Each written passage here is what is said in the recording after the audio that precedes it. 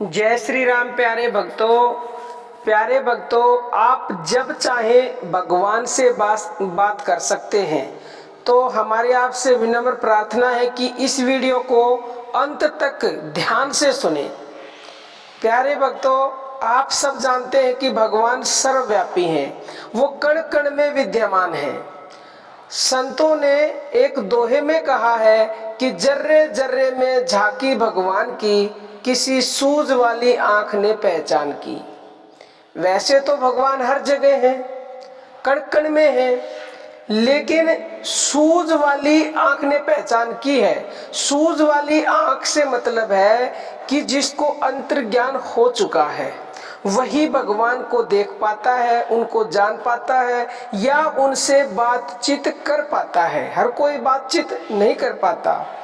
अब आप ये कहेंगे कि भगवान से बातचीत कैसे होती है, तो इसके लिए हम आपको स्पष्ट बता देना चाहते हैं कि संतों ने एक और दोहा लिखा है, मन ही देवता मन ही ईश्वर, मन से बड़ा ना कोई।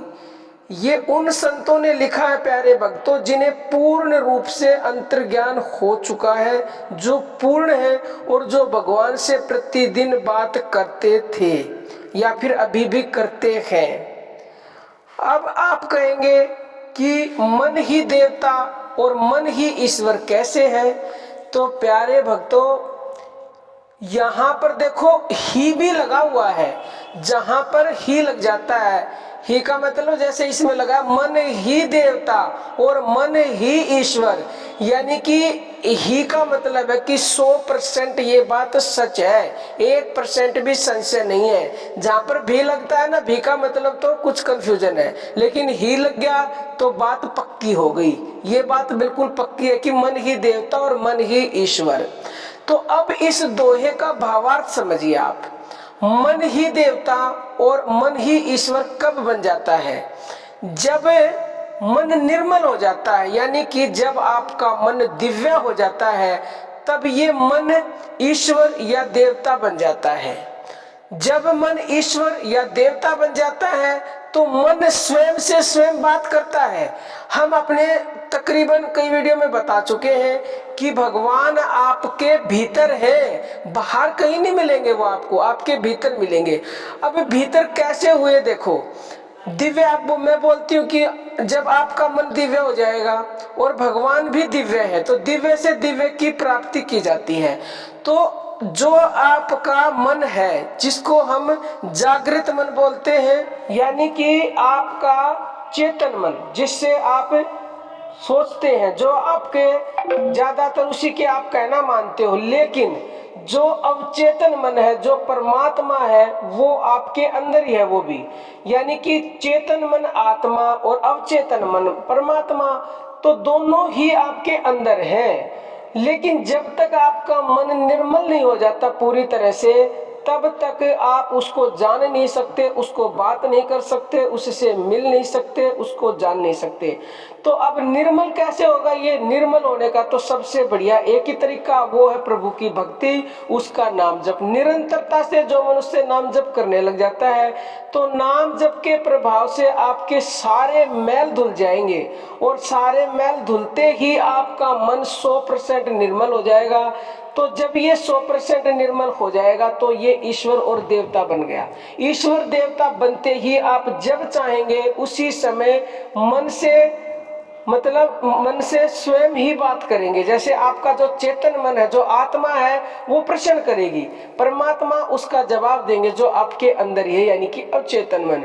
तो जब भी आपको ईश्वर से बात करनी हो, तो सबसे पहले तो आपका मन निर्मल दिव्य हो जाना चाहिए।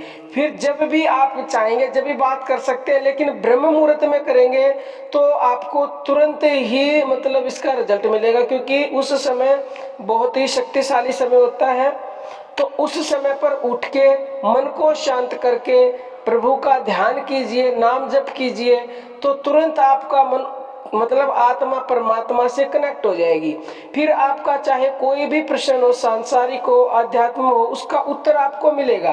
अब हम जब ध्यान लगाते हैं तो ध्यान के दौरान हमारे जो भी आध्यात्म के संबंधित प्रश्न होते हैं सबके उत्तर मिलते हैं। और जो हम वीडियो डालते हैं कि भगवान कहते हैं, भगवान का संदेशा होता है, ये सब हमें ध्यान में ही पता लगते हैं इनके उत्तर। तो आप भी अपने प्रश्नों के उत्तर स्वयं पता लगा सकते हो। भगवान आपको स्वयं उत्तर देंगे, लेकिन उसका उत्तर जब देंगे जब आपका मन पूरी तरह से दिव्य यानी कि निर्मल हो जाएगा। और आपने कई बार देखा भी होगा, हम बताते हैं कि थोड़ी सी देर साधना करो तो आपको तुरंत उत्तर मिलेगा। वो उत्तर उनको तुरंत ही मिल जाता है जिनका मन दिव्य हो चुका होता है। फिर वो उसी के अनुसार कार्य करते हैं तो उनको बाद में पता चलता है कि मैंने, भगवान ने ये संकेत दिया था, मेरे अंदर से आवाज आई थी और मैंने उसी के अनुसार कार्य किया तो मुझे उसमें सफलता मिली।